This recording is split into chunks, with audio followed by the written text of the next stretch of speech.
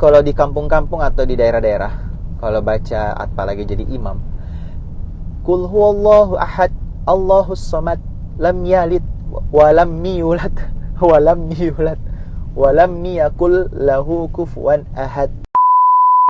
Ya Allah, pasti itu sudah salah fatal banget.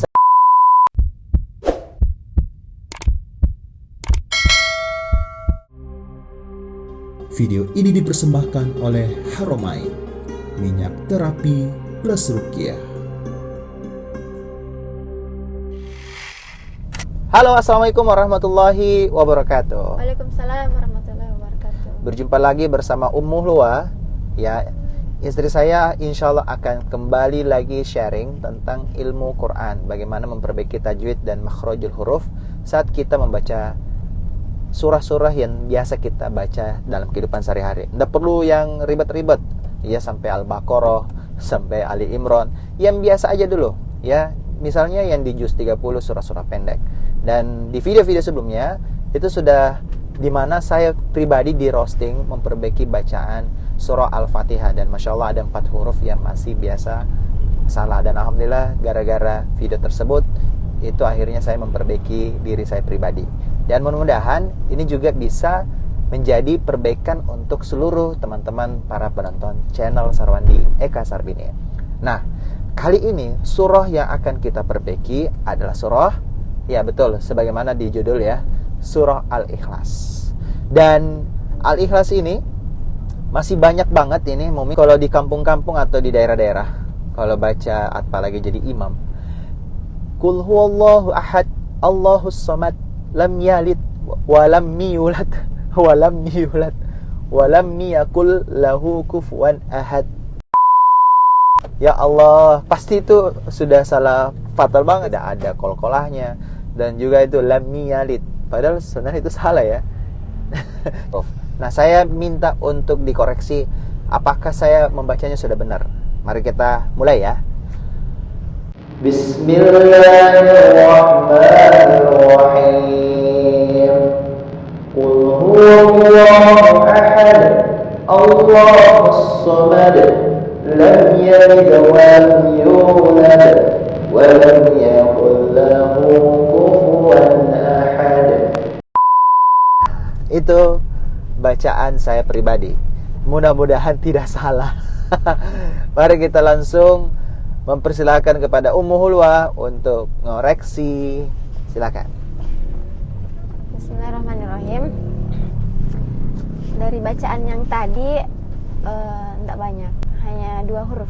2 huruf? 2 huruf saja. Selebihnya sudah bagus. Alhamdulillah. Yang saya koreksi di sini itu huruf qaf. Qaf.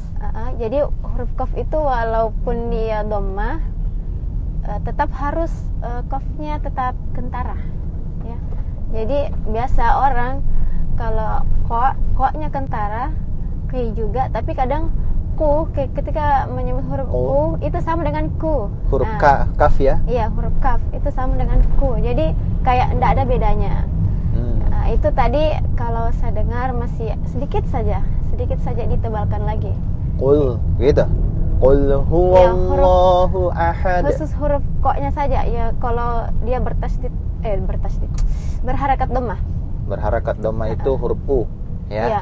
Kalau a itu fathah ya. Fathah.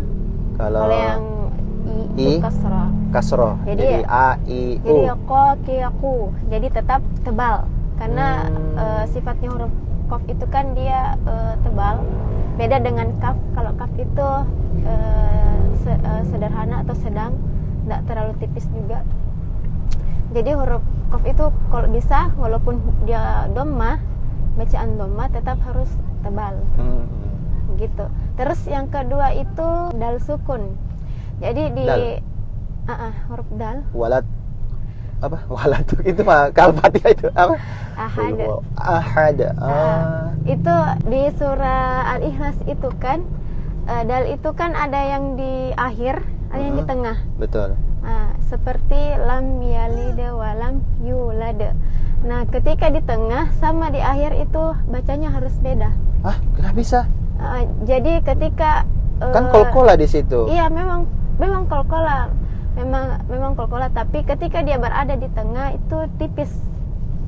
Oh, Jadi- enggak boleh lam yalid. Enggak boleh begitu? Iya, jangan terlalu tebal. Kecuali kalau di akhir kayak qul huwallahu ahad, Allahus samad. Itu enggak ada masalah. Ketika kita mau tebalkan dia, itu enggak ada masalah. Tapi ketika di tengah kayak lam yalid ya, lam yalid. Jadi lam yalid, bukan lam yalid, bukan. Jadi lam yalid wa lam yulad. Seperti Oke. itu. Ya. Jadi bisa dibedakan ya. Coba dikoreksi dong.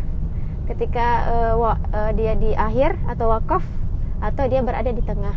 Lam yalid wa lam yulad. Tetap pakai kolkola tapi dia tipis. Jadi lam yalid. Lam yalid wa lam yulad. Jadi harus ada pembedanya, jangan sama. Iya. Baru tahu kan? Subhanallah. Lam yalid wa lam yulad. Nah, info dulu bahwa istri saya ini lulusan pesantren dan pernah 6 bulan menyelesaikan hafalan Qur'annya, dan juga pernah dapat ijazah untuk makhrajul huruf, Al-Fatihah, dan surah-surahnya lainnya. Oh ya, itu bersama seorang syekh yang waktu itu datang ke pesantren dari Mesir ya. Mesir atau Madinah? Masya Allah, langsung. Sebenarnya Dari bukan kota. hanya makhraj, tapi di situ ada metode bacanya, namanya metode at-tibyan. At-tibyan. Kalau di Indonesia kan biasa ada iqra atau qiraah atau tartil. Nah, ini kita diajar kayak mengeja gitu, cara baca tapi dalam ejaan bahasa Arab gitu. Wow. Jadi tulisan bahasa Arab tapi ejaannya juga bahasa Arab. Ini beda sekali dengan Jadi selama memang ini. agak-agak ribet metodenya. Oke. Kalau mungkin pernah dengar metode at-tibyan, itu ada 4 jilid kalau tidak salah waktu itu. Wow, Masya Allah, Alhamdulillah. Jadi, nah teman-teman, buat Anda yang biasa mendapati imam, tidak ada salahnya kalau kita memperlihatkan video ini kepada mereka supaya memperbaiki bacaan. Kalau misalnya kita tidak bisa menegurnya secara langsung, jadi pakailah perantara, entah itu pakai orang lain ataupun pakai link video ini, ya. Mudah-mudahan jadi amal jariah buat kita bersama. Jadi biasa imam-imam itu, ya, Momi ya, itu saya ketemu di kampung-kampung itu masih biasa lam yalid. Huruf aja tidak tahu bahwa situ lam yalid. Lam baru ya. Itu lam mi. Lam yalid. Itu salah nggak? Lam yalid wa lam yulad. Ya, salah sih. Harusnya lam yalid wa lam yulad. Kayak gitu kan? Iya. Kan tipis kalau dia sebut lam yalid berarti tidak terbaca kolkolanya. Nanti di situ bisa jadi huruf to atau huruf tasukun, karena dimatikan jadi bacanya yalid. Jadi ketika kolkola ya itu sudah jelas bahwa di situ tuh hurufnya huruf dal sukun. Biasa juga ada saya dengar kayak ahad. Biasa ada imam-imam yang begitu. Apalagi nih antara huruf ko dengan kaf, memang betul seperti tadi saya dikoreksi, jangan sampai pada saat membaca yang huruf ku-nya mirip dengan kaf, ku. Iya. Harusnya ku. Karena Qul huwallahu, cocok gitu ya? Qul iya, Qul kasih huwallahu tebal ahad. saya qul. Ini juga nih antara ha dan ha. Itu qul huwallahu ahad. Ini kan tipis ahad. Banyak ahad. Ha dengan Oh ha. iya, biasa juga seperti itu. Itu banyak yang tidak bisa membedakan. Padahal qul hu di sini kan ha yang tebal itu, bukan ha ya. Bukan qul hu, bukan ya? Harusnya tebal. Huwallahu ahad. Tipisnya ahad. Tapi tebalnya bukan tebal di dada ya. Tapi tebal di mana? Ini. Ini juga nih. Ya, tebalnya di mana? Tetap di tenggorokan. Karena semua huruf hijaiyah itu tidak ada yang tidak ada yang di dada atau perut. Dia tuh semua keluarnya melalui tenggorokan. Yang membedakan itu cara penyebutannya dan posisi kayak lidah kita berada di mana. Saya setuju. Terus setiap huruf itu dia tuh berada di tenggorokan mana, apakah di tengah atau tenggorokan apa ya bahasanya, di atas atau bawah, sudah lupa.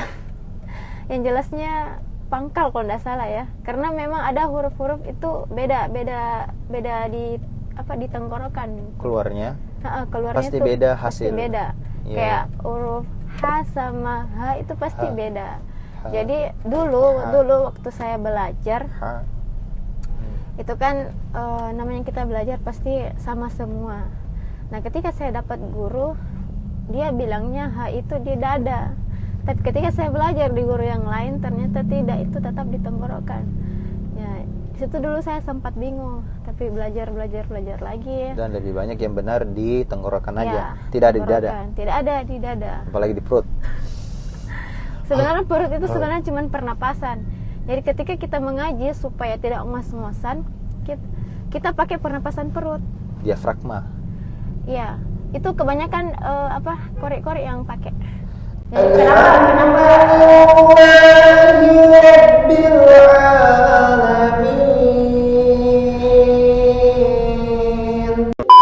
Kenapa nafasnya panjang-panjang, tidak ngos-ngosan? Kan ada tuh yang bilang, ih bagaimana suaranya bisa begitu panjang sekali. Betul. Iya, itu karena dia pakai pernapasan perut gitu. Kalau yang terbiasa mungkin pasti mules ya, tapi kalau sudah terbiasa itu sudah ahli, pokoknya tidak masalah. Jadi itu tadi, kalau huruf H itu harus tebal dan dia di pangkal tenggorokan ya, keluarnya di pangkal tenggorokan kayak H. Jadi beda H. Benar tidak ya? Kayaknya saya koreksi saja ya, apakah di pangkal atau di...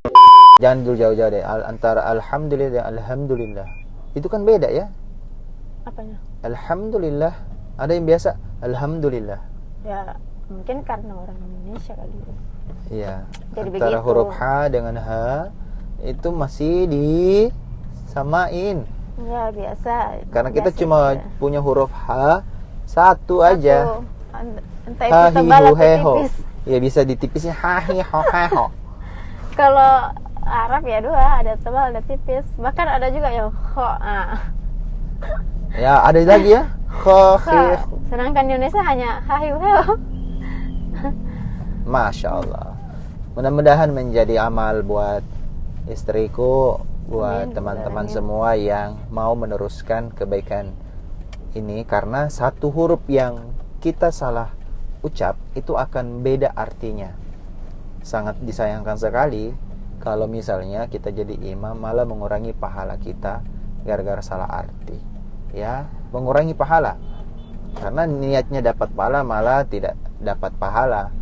Ya, bahkan bisa jadi ujung dosa kalau kita tidak mempelajarinya. Karena tolabul ilmi faridatun ala kulli muslim. Menuntut ilmu agama, ya, menuntut ilmu itu adalah kewajiban bagi setiap muslim. Jadi jangan ogah-ogahan, itu bukan urusan saya, itu urusan yang lain, itu untuk Pak Imam itu. Padahal kita semua ini baca Quran setiap hari, minimal di dalam sholat kita, ya kan? Iya. Jadi perlu banget kita mempelajarinya. Alhamdulillah kami sudah sampai di tujuan. Karena sudah sampai, maka kita akhiri video ini. Semoga jadi keberkahan buat kita semua. Teman-teman, buat Anda yang merekomendasikan video ini, silakan share, like, and comment di bawah. Mudah-mudahan jadi kebaikan buat kita semua. Sampai jumpa. Terima kasih Momi. Syukran. Video ini dipersembahkan oleh Haromain, minyak terapi plus ruqyah.